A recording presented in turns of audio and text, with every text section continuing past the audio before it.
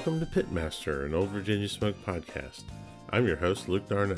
This is a great episode, one that I've been looking forward to for a long time.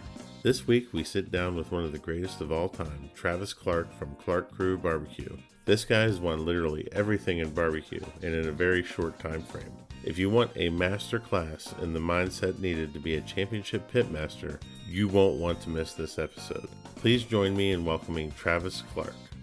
The Barbecue League is the ultimate barbecue experience. Here's why. One small annual investment from you instantly unlocks all 70 plus tell-all recipes, enthusiast recipes, restaurateurs, and more in their unmatched library. This isn't your typical YouTube type content. World champions like Getting Basted, Shake and Bake Barbecue, Heavy Smoke Barbecue, La Pasadita Barbecue, and 913 Barbecue share their full tell-all recipes. No secret is left unsaid. And a new video release is guaranteed every single week of your membership. You'll also see unfiltered looks from all levels of pitmasters during their live competition coverage. And those same pitmasters are accessible through the league's upbeat online community. As soon as you sign up, you'll also have a full arsenal of some of the best discounts in barbecue from brands like Snake River Farms, Blues Hog, Big Papa Smokers, Gunter Wilhelm, Gateway Drum Smokers, and more. The Barbecue League puts on members-only contests throughout the year, hosts live and virtual events, and offers full access league lounge at participating events. Listeners to this podcast can receive $10 off of the $100 annual membership this month only by using the code JULYPITMASTER, all in caps, on thebarbecueleague.com. I advise you to do this. It's been a great help to me and a lot of people out there. There is no better $100 spent on barbecue right now than the Barbecue League. So, July Pitmaster on thebarbecueleague.com. The long-anticipated arrival of Travis Clark from Clark Crew BBQ on the Pitmaster podcast. How you doing, bud? I'm doing well. How are you? Hanging in there, man. Hanging in there. Good to see you back out there competing. I know you've been super busy with the restaurant and everything. I did 4, I think, this year, maybe 5. I did the Royal and the Jack, probably my hometown Dodge City. That's about it. Yeah, it's got to be tough balancing all those things and still trying to get out there and compete. Yeah, priorities have changed. One of the things that I went back and I reviewed my notes from taking your class, and one of the most impressive things is that you said fuck 119 times in that class. We did. And I don't know why I decided to keep little tick marks, but I did. Yeah, people do that. They think it's fun. It's after coming from the oil field, you cuss like a sailor. Well, that's a good place to start, man. How do you think that your past career and life experiences have prepared you to be a barbecue pitmaster? You know, where I noticed it really helped was my attention to detail. I'm a master electrician, so if there's something wrong there, you could die. This is just barbecue, you know. Right. The detail was there. The other thing, I worked in some pretty high-dollar places, gas plants and packing houses. When they're down, it's costing me thousands and thousands of dollars a minute. Everyone's just yelling, screaming to get something back up and going. And I always thrived on that. That was when I shined the most. I liked the stress. And in competition barbecue, when people get stressed, that's when they fail. Most people just lose it. And for me, typically, I always did really well. And it's just, I think that, you know, environment helped me. Barbecue was what relaxed me when it stresses so many other people out. That's a good point, because, you know, one of the things that I took away from your class and that I've taken away from just watching you cook is that you love using all the time that's allotted to you, and I think that you're one of the best finishers in the game. I tried to be. That's cost me. You know, that's cost me before. You know, I truly believe it cost me another world championship at the Jack. You know, I didn't like the way chicken looked. Chose to pull it out and redo the whole box. And, you know, we were 3 seconds late turning it in. And all I needed was like a 162 in chicken to win that year. I had 3. Yeah. You know, I cost myself sure. So there's times that attention for detail can hurt you. You know, and I truly believe. It's funny that actually came up on our last podcast. Corey Mikes brought it up as that year at the Jack where you missed chicken turning but still had 3 high calls. He brought it up as one of the biggest bouts of perseverance that he's ever seen in barbecue. Yeah. I literally, when I did that, everyone's like, what are you going to do? I said, I'm going to win the next fucking three. And, I had three high calls. Told me a lot about myself. Most people would fold, and I just, I can't, it's not my style. I had my little fit throwing in and then went ahead and knocked out the green with solid. Yeah, he brought that up, and I was like, man, that's awesome, because I'm actually talking to Travis next that you brought that up. So, what do you think your biggest turning point in your life as a pitmaster was? I would say, I don't know. I would like to say when I won my first GC, but I would say it was my first Royal. I won my fourth contest, and I was pretty proud of that, which got me into the Royal. That was the 10th contest I ever cooked. I got a chicken call, and then I didn't get any other calls until brisket. And I took a 180 perfect score brisket. For your 10th contest, that was solid. And then I ended up reserving it. I think that's when it really, really my career got started. That was 2013. So 2014, I wanted to do a little more. And everybody then, who the hell is Clark Crew BBQ? The guy that just came out and did it. And we won grand and reserve like our first contest. We were just killing it. We wound up 7th in the nation here on 19 contests. That's back when True Bud and Donnie Brand, they were just cooking tons and tons of contests. I was sitting there looking at it going, man, 3 more wins and I could have freaking been team of the year. It was just could tap as much, and I felt like I was just as good, and I was right there. And that's that season, that's what really got me going and made me push after. Yeah, and then next year is when you really started cooking, 30, 40 a year. Yeah, I cooked 40, then 30 some, then 40 some again. I mean, it went after it hard, But I think if it wasn't for that Royal really setting that bug, I didn't truly realize how big a deal that was. Walking out of the Royal with a couple big wooden trophies. I mean, it just, you didn't win in the seconds. I mean, I didn't really care. I wanted to win. I was sitting there trying to figure out how the hell I didn't win. You're like, how is that possible? And it just, I'm thinking, I didn't even know who the hell Darren Wolf was. That's where I met him. Yeah. That's what catapulted me, was all the people thinking, man, do you know what you just did? And I'm thinking, awesome. The second, looking back at it now, it was probably pretty special. Probably a big turning point for me. Yeah, I think that'd be a pretty big turning point for anybody, and definitely laid the platform for all your future success. I mean, you're one of the greatest of all time. I think we've had a hell of a career for no longer we competed. We really only competed 6 true years of full competing. I mean, we did a hell of a lot. And then we took all of last year off. We took 5 this year. This is our 18th competing, but we'll end up doing 8, 7 or 8. We did. Yeah. That's probably what it'll be from here out. I don't know if we'll ever get 10 in the season again. I don't know. Well, like we were talking earlier, life gets in the way and priorities change, and that happens to everybody. So kids ain't getting younger. That's true. So do you have habits or any rituals or superstitions or things that you've established for yourself during competitions? I kind of have one. Went through a year where I kind of struggled in brisket. I went back to what I used to do in brisket, which was accidentally I threw a piece of cherry on when I won that American Royal brisket. I was like, oh my God. So now I've always done that. Just throw a cherry on. So you don't have any like special clothes you got to wear or any shit like that? I don't know. I got certain socks I like to wear. It's just because they're comfy. Color. But, I don't know. I got certain songs I always play. I kind of had my closing music whenever I'd start with turn-ins. I'd play a song. I'd start my playlist, and I knew by the song when I started that what I should be doing, and I never have to look at the clock. And I just, I've done it 40 times a year, 50 almost. I just knew exactly what it was.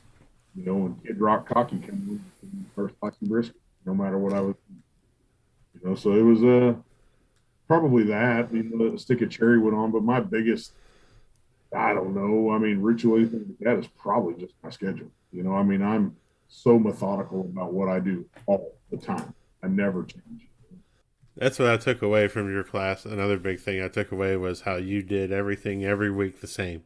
I feel like you can't go out every week and expect to win if you don't do the same damn thing that wins for you the week before. I mean, if you change something, how do you expect to win?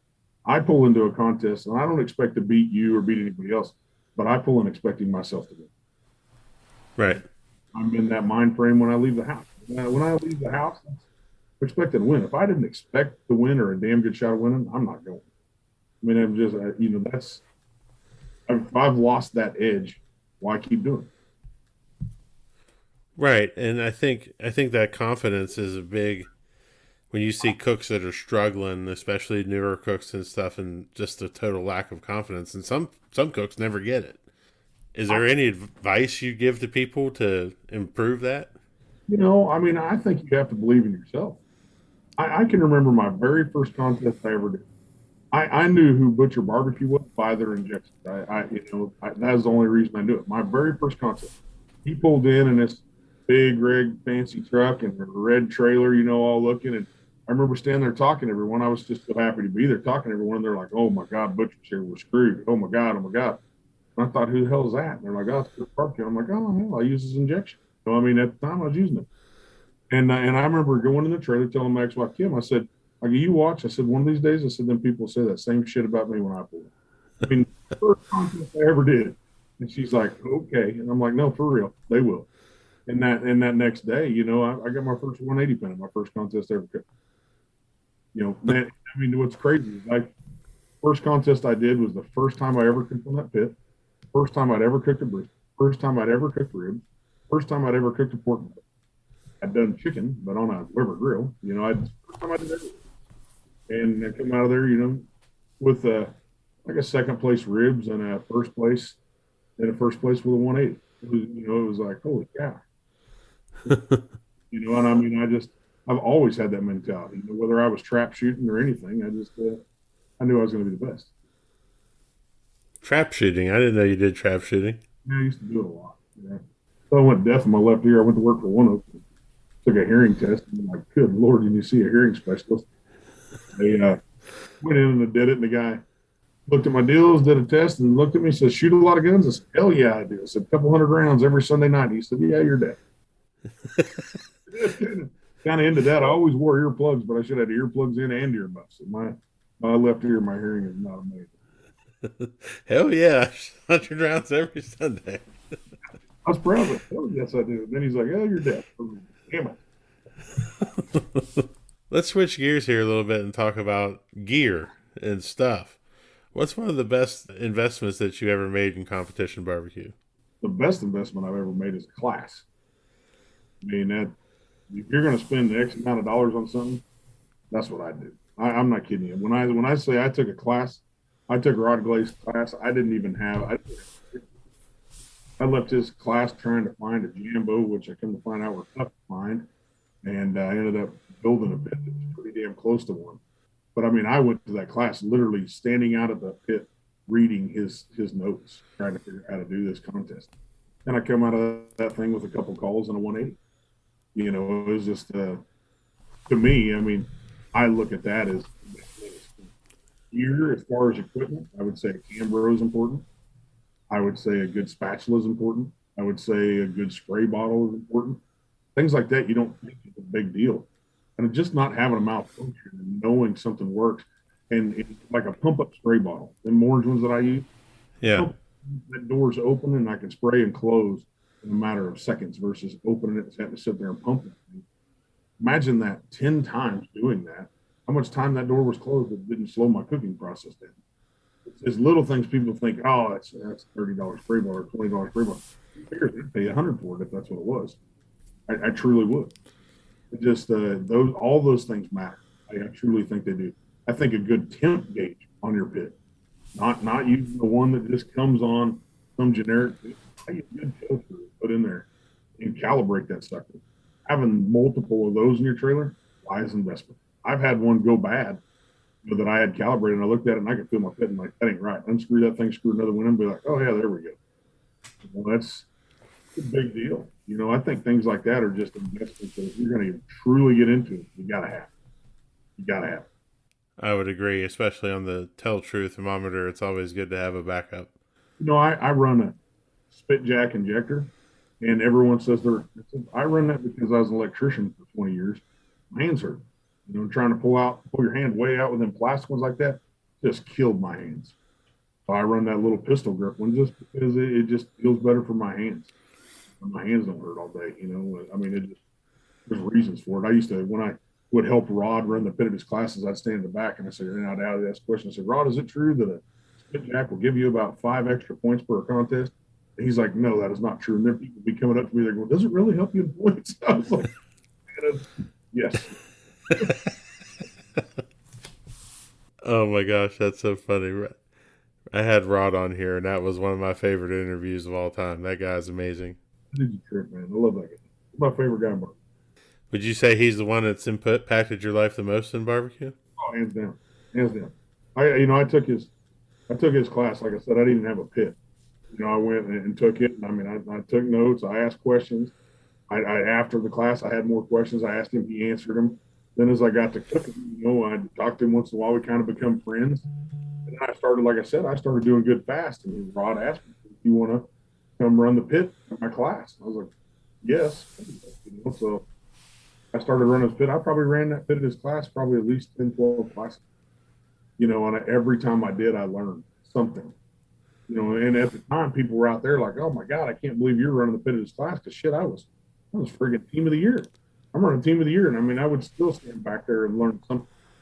That you watch how smooth he is, putting paper towels up there and having a knife laid out and all that. And he needs that here in 45 seconds. He was just real methodical how he did it, and you could tell. It's hard to teach. You can sure watch it and learn it. You didn't need to write anything down. Once Right. first class, if you could just stand back there and watch someone like that, it was like, geez. You took my class. I'll promise you, a lot of the things I do aren't what's on paper. It's the things you see me do that you go, oh shit, okay, wow, that's what wins. I can stand in them classes when I teach. You'd look at people, and when I'd say, okay, here's my soft. When you start talking about that, all the notebooks fly open and all the pens and everyone's attention there, and it's like you've already missed the 10 things that are going to make you. Right. Many of them have missed those things, and I've taught so many damn guys. Team of the year winners. It doesn't matter. World champions. I've had them through there, and I've taught a class that they watch, and you can look at them and go, "Yep, they get it." You can see it, and especially an experienced coach that's really good. Other people, you can see them.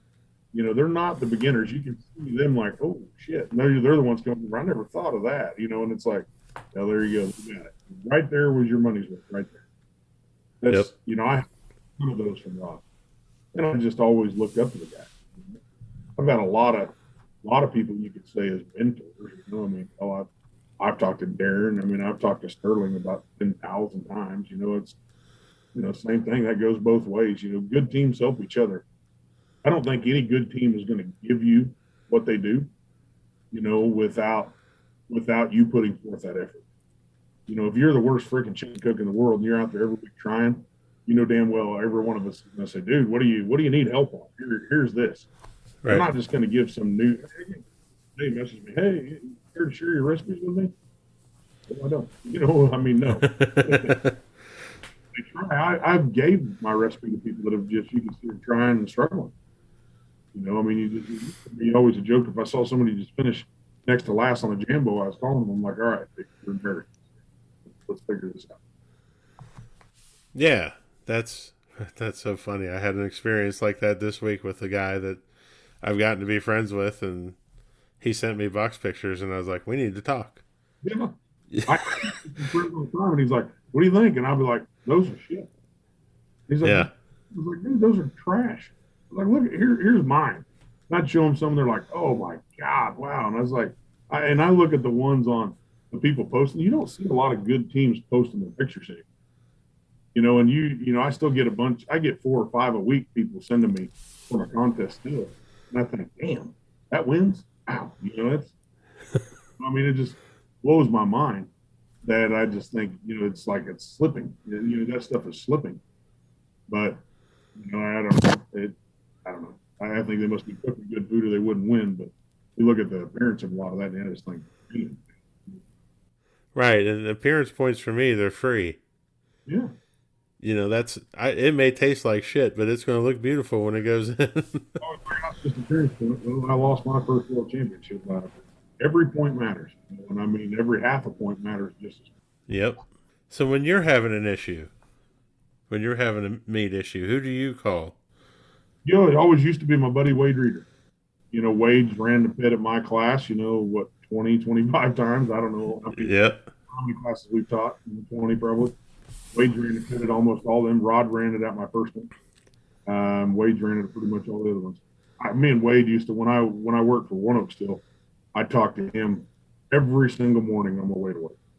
And then half the nights on my way home to work. I'd talk barbecue with him all the time. Wade's just a good, down-to-earth guy that's very knowledgeable, hell of a cook in himself. He was probably my go-to that I'd always talk to. He's a good dude. Do what I did, which is what helped, so much. I used to talk to Troy Burkhart quite a bit. He took my class and cooked with me several times. And, he went and cooked with me back in 2015 after he took my class.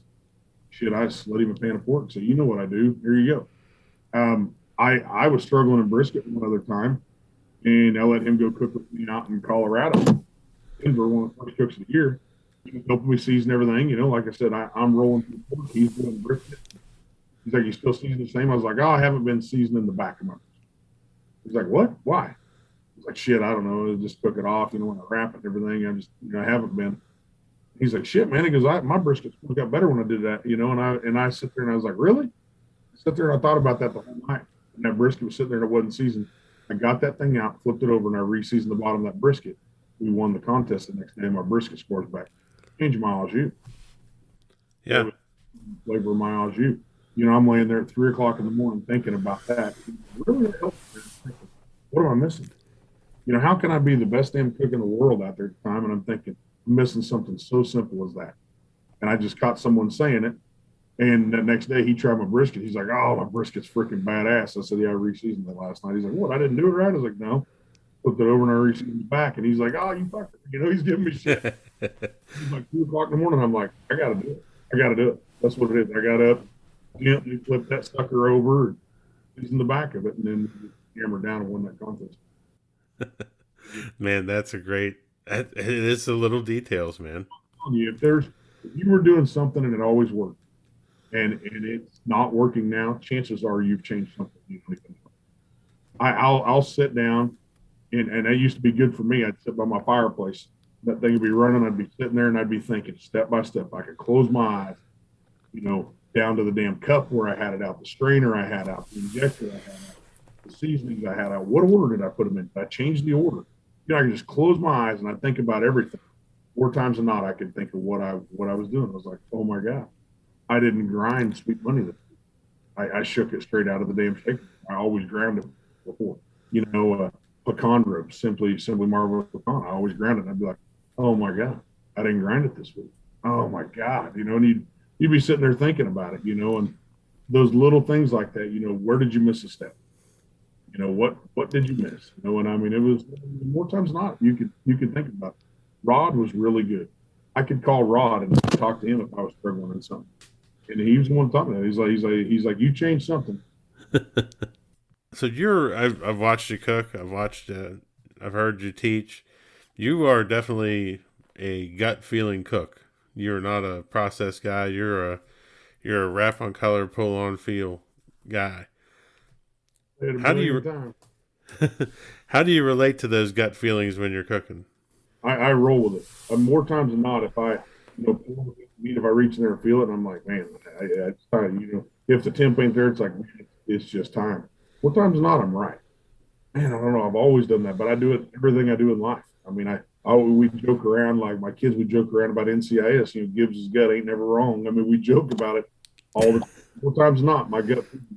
Is there a specific time that you can think where your gut was telling you to do something that was completely crazy, contrary to other things that had happened at other contests? Yeah. Like pulling chicken out of the box with Jack Daniels with about 2 minutes left, trying to rebuild the box because I just felt like it didn't look like it should. My gut probably cost me a world champion. I mean, that could be the biggest one. I mean, I could tell you that on about everything. I mean, I was like, it ain't good enough. It ain't good enough. And when it was probably good enough, it was a good looking box. I just could have made it better. Yeah, I'm not going to ask you the question about is there a time that you made a big mistake and you learned something from it? you, No, already, you already got that one. no, I tell you where a big mistake that I learned something from. I'll tell you, I've done it twice now. 2015, I'm team of the year, running for team of the year, number one team in the country. We cooked the Taste of Dallas in June 15th, like a week ago. I seen the memory of it. It would have been 6 years ago. I was sitting there down there cooking that thing. They want us down there a day early for the dog and pony show for all the people, and set up because of all the people that's tasted Dallas. This thing doesn't count for points. I'm in the middle of team of the year run, but all the other teams that mattered for points, Balls, Darren, they were all cooking it too. So we had nothing to lose, right? You don't want to go out trying to win that weekend when they're not there anyways. So went down and did that thing. Was there a day early. I mean, I'm a fat guy, right? I mean, it's Taste of Dallas. You're in the Cotton Bowl parking lot. It's 150 degrees outside. You're dying. I take a nap. I send Kim and the kids. They go to the aquarium. I take a nap before the cooks meeting. I at the time you would set my alarm at 2:00 and I'd get up at 3:00, put meat on 3:00 in the morning. Well, Cook's meeting was like at 2:30 or something like that. So I'd set my alarm for 2:00 p.m. Go to bed, go to the meeting, do all the things, get everything ready, go to bed. And like 7:00 the next morning, Jamie Gear is beating on my door saying, "Big Trav, you gonna cook?" Never changed that alarm back to AM. I looked at my phone the night before, it was still at AM. Overslept 5 hours. Back then, my pit was done. I mean, I got up 2:00 in the morning, I lit my pit, got my meat out, got my stuff ready. After an hour, the old Jambo's up to temp. I'm on the Rod Gray timeline. I'm the number one team in the country on this timeline. So in June of 2015, middle of the season, I switched my cooking temp. I started cooking to the hottest, fastest guy in all of barbecue by far. I cooked 400 degrees that day, reserved that contest, damn near won the thing. I had like 2 seconds, a third, and a fourth. Cooking 400 plus degrees. Cooked everything as fast as you possibly could and just crushed it. And I was like, my food was damn good. I'm like, there's something to this. Kim showed up at like 8:00 in the morning. She's like, "What's wrong?" I said, "Meat just went on." She's like, "What?" I'm like, "Yeah, seriously, shit just went on." She's like, "What the hell is going on?" I was like, "I ain't got time to talk about it. Overslept." She's like, "All night?" I'm like, "Yeah, I did." My trailer. There's no windows. I got one window. It's in the kitchen that looks at my temperature gauge. That's it. That way, so there's no distractions. Downfall, that is, it's black. You can sleep very good. But I tell you what, that moment could have been the biggest oh shit thing of your life. And it made me a better cook. I was like, man. So that next time I went competing the next week, I'm like, I'm getting up at 5. I'm going to do it at 5 a.m. And I'm going to do it at 5:30. I'm going to do it at 5:20. I'm going to do it here, to where I don't put meat on until 6:00 in the morning. It changed my cooking style. Number one team in the country, and I go from cooking 275 to cooking hot, cutting my meat smaller, everything else. I changed everything I did that season. And then 2019, kind of the last year I was cooking quite a bit. Me and Coop went to Holdridge, Nebraska, which that contest was last weekend. This year, I only cooked it that one time. Went up there and we overslept again. Coop was watching movies on my iPad. I had my iPad plugged in so you could watch movies on the TV in there. And my phone alarm was going off, but I had super hot up in Nebraska. I had both air conditioners going on my trailer. Couldn't hear that little alarm on my phone. And the iPad is usually plugged into the TV, and the charger goes, so it's charging, and it'll play my alarm through my surround sound. Now, Coop didn't get it plugged in. It went dead when he fell asleep. So no alarm. I wake up, and the TV's just got this little twirl on it, and I was like, well, that's weird. I get up, go to the bathroom, and what time it is, I look at my phone. It's 8:00. It's like, oh, God, we're get up. I'm kicking him. I'm like, get up, son. We got to go. And we run outside, and everyone's like, oh, hell, we didn't know if you were getting up or not. Nobody comes out and helps wake you up. Nothing. I got Murphy, supposed to be the Kansas City barbecue sport team, my teammate over there. They're all laughing their ass off. And I thought, you assholes. Nobody wanted to wake you. They just want to beat you. And I was so mad. God, I was mad for oversleeping again, because when you're already about the hottest, fastest cook there is, how do you cut another hour off of it? Hour, I didn't wake up till like 8:30. I'm like, oh my God. And we turned around and absolutely crushed it. I made no mistakes that day. I was flawless. One brisket, took the thing in 2 minutes. First place brisket, win the contest. And I'm just standing around. And I was so mad these guys standing there watching. Coop was holding an electric fan at my firebox, blowing air into this thing like a blower. It's just, you can hear my pit. Like, oh, this is terrible. And, you guys kept joking. These guys were right behind me. They're like, oh, we always wanted to beat you, It's going to be easy today. And I was like, no matter what you do, you still won't. I was so mad. And we won that contest. I thought, oh my God. I stuck all those trophies in my trophy case. Pretty much everything in the restaurant's all first and second place. And there's like a fourth, a third and a fourth, or fourth and a fifth, or something like that in there. And the first place brisket and the grand champion. Everyone's like, why'd you put this in there? I was like, well, they're cool trophies. Big cutting blocks with like meat cleavers in them. I said that is probably one of the funniest damn stories I ever had in barbecue. So I put them all. First, second, everywhere, and you see like a fourth and fifth. Like, what the hell are those doing in there? That's a great story, man. I didn't know that one. One of those ones that tells you, that. I mean, as long as you got your head on straight, you can do some pretty cool shit. Right, and never give up. That's the other message there too. I never quit. Yep. What's the most surprising thing that's come out of competition barbecue for you? My restaurant. I really think I've been very fortunate. I think most people get into competition barbecue, with dreams of being with barbecue. I never had that. I had a great job working as an electrician for a gas company. I had a hell of a job, good retirement, everything. And as I got doing it more and more and winning, after I won the Royal, I had some unique opportunities. People were like, why don't you do a restaurant? Why don't you do a restaurant? I'm like, why? I make so much money teaching. I was making more money doing that than I was at my real job. I'm like, I literally am living the dream right now. And I let guys talk me into it. Dave Anderson was one of them. And, he's like, you got to think past this. How long are you going to be able to compete? I'm thinking forever. I'll compete forever. And then you think about it, you just start wearing down. It's just not, you can't do it. But I think the opportunity that barbecue gave me to be able to get into my restaurant different than what I wanted. I had plans towards the end there. I was going to start a small catering business. Maybe we'd even open up for Saturdays and just serve some people out at some picnic tables. Just little aspirations of it. Wasn't going to get big. And now I've taken it to the extreme. And I would say competition barbecue catapult. Yeah, I don't think you do anything small, do you? I'll in on anything. It's an ongoing joke. My fiance jokes to me all the time about it. She's like, geez, that just wouldn't be your style. I was like, well, it would not. Well, Travis, I want to thank you, but we have a few more questions here. The rapid fires. These are my favorite. What do you see on about barbecue on social media that upsets or bothers you? When somebody wins, then next week they have their own rub and sauce out and our team. It's just like, you should just sit back and shut up. That's a new answer. That's a good one, though. you have, they get one win and they're teaching a class. All they're doing is teaching 30 other people how not to win, but maybe you have a chance of getting lucky one time ever. And that blows my mind. You learn it first. Do you have a favorite pre, during, or post competition meal? Pizza has always kind of been a big one because me and Coop on the road. Pizza was a big one.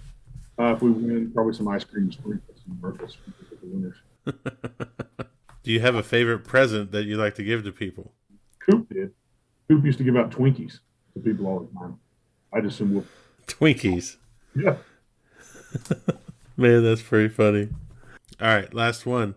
If you could have a gigantic billboard anywhere with anything on it, getting a message out to millions of people, what would it say and why?